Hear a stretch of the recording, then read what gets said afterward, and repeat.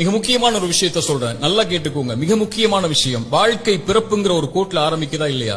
அந்த பிறப்புங்கிற கோட்ல ஆரம்பிச்ச மாதிரி மறுபடியும் மரணம்ங்கிற அதே கோட்ல வந்து முடியும். பிறக்கும் போது எப்படி ஒண்ணும் இல்லாம வந்தானோ அது போல மரணிக்கும் போதும் ஒண்ணுமே இல்லாம எல்லாத்தையும் விட்டுட்டு போயிருவான். அவனுடைய செல்வம், சொத்து, குடும்பம், குழந்தை எல்லாத்தையும் விட்டுட்டு ஒண்ணும் இல்லாம பிறந்தது மாதிரியே போய் சேர்ந்துருவான். அப்ப எதுக்கு இந்த வாழ்க்கை, எதுக்கு இவ்வளவு பெரிய போராட்டம்னு கேட்கக்கூடியவங்களுக்கு இறை தூதர் இந்த 3 செயல்களை நீங்க உலகத்துல வாழும் போதே விதை போடுங்கன்னு சொன்னாங்க. அது பின்னால நீங்க அறுவடை செய்வீங்க, நீங்க மரணிச்சதற்கு பிறகும் உயிரோட வாழ்வீங்க, அதன் காரணமான்னு சொன்னாங்க. அந்த 3 விஷயம் என்ன தெரியுமா? முதல் விஷயம், இறைவன் உங்களுக்கு செல்வம் ஒண்ணு கொடுப்பான், அது பிறருக்கு இந்த உலகத்திலேயே கொடுத்து உதவுங்க. அதன் மூலமாக ஒருவன் பலன் பெற்றிருந்தால், அதன் மூலமாக இன்னொருவன் பலன் பெற்றிருந்தால் அந்த தொடர் நன்மை உங்களுக்கு வந்தடையும் சொன்னாங்க.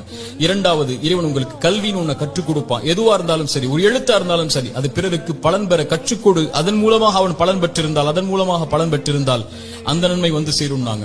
மூன்றாவது, இறைவன் உங்களுக்கு குழந்தை ஒன்று கொடுப்பான். கணவன் மனைவி நோக்கமே அதுதான். அந்த குழந்தையை நல்ல முறையில் வளர்த்தெடுத்து அந்த குழந்தை உங்களுக்காக பிரார்த்தனை செய்யும் அளவிற்கு நீங்கள் வளர்த்திருந்தால் அந்த குழந்தை செய்யக்கூடிய பிரார்த்தனைன்னு சொன்னாங்க.